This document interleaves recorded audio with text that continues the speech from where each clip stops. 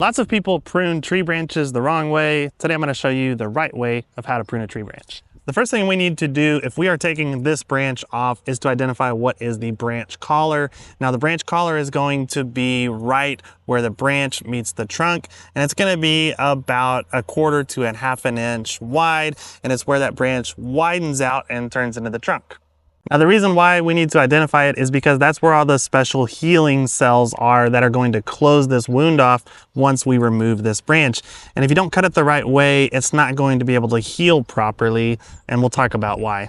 The next thing to worry about is whenever you cut the branch, you don't want to cut down through it and then allow this branch to swing down and actually strip the bark. Imagine when you open up a banana peel and you just peel it down. The same thing can happen with your bark. If you've got a larger, heavier limb, it can damage more than what you want to damage on this tree. So in order to prevent that, we're actually going to do 3 separate cuts. We're going to do an undercut to make sure that the bark doesn't peel off. We're going to do a top cut, and that's going to remove the weight off of this limb, and we're going to be left with a little stub. And then the last cut we will do will be right above that branch collar to remove the stub. Let me show you what that looks like.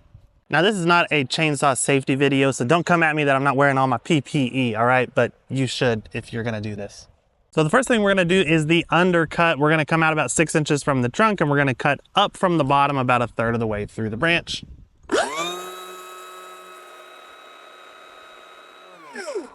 Here's the top cut to remove the weight of the branch.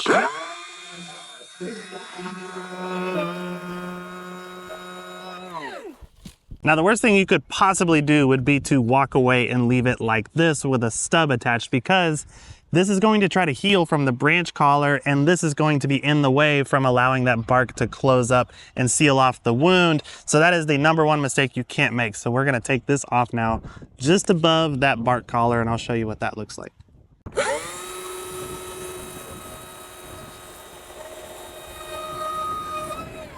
One thing to consider is the timing of when you trim your trees. If you're just trimming off a branch or two, it's not a big deal. You could do that almost any time of the year. For major pruning where you're having to remove quite a lot of branches, do that when the tree is dormant, and late winter is going to be the best time. And when everything is done right, you'll see that within a year or two, that bark is going to roll over and close this off.